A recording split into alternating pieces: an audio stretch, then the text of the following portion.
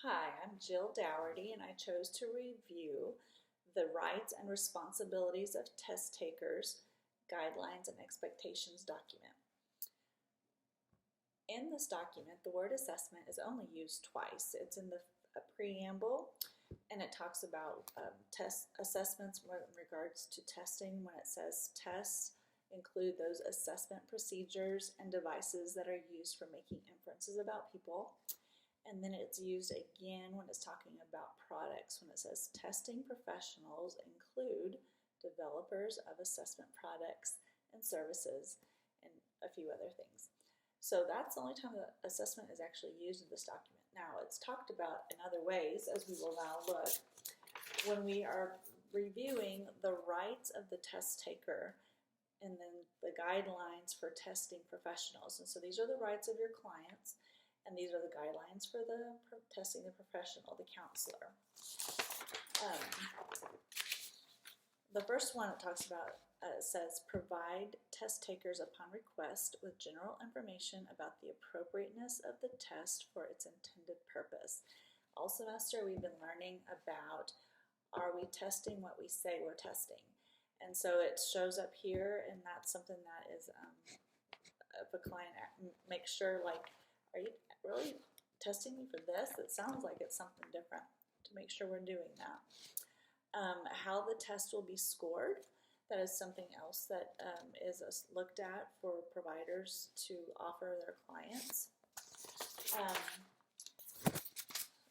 Another part of the document says test takers have the right to receive a written or oral explanation of their test results within a reasonable amount of time. That makes perfect sense. If you've taken a test and you want to know how you did, or your score, or your explanation of the score, then that is a reasonable request.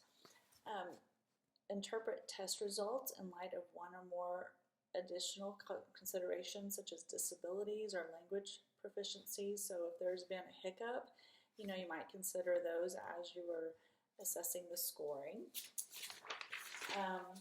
Another thing this document says is to provide, upon request, information to test takers about the sources used in interpreting their test results, including technical manuals, technical reports, norms, and descriptions of the comparison groups, or additional information about the test takers.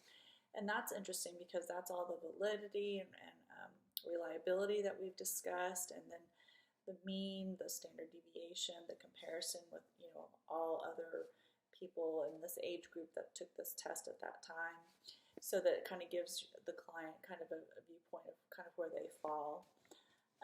If there is a pass-fail in the testing, provide test takers with the criteria used to determine a passing score, and then also ways to improve their performance. And this is no way of cheating, but just if you need to study this a little more or work on this kind of behavior a little more. For my Christian worldview, we are each given at least one spiritual gift once we receive the Holy Spirit after confessing that Jesus is Lord. 1 Corinthians 12:7 says, to each is given the manifestation of the Spirit for the common good. So our spiritual gift has a purpose, and that's to serve others for the glory of God. And again, back to testing, spiritual gift tests. So that's an interesting kind of crossover. And then, but a more important one that is important is integrity. And Colossians 3:9-10 says, do not lie to one another, seeing that you have put off the old self with its practices and have put on the new self, which is being renewed in knowledge after this image of its creator. And so as professionals going in, it is going to be important that we follow our profession's guidelines of integrity and do not lie, as well as our mandate from our Creator. Thank you.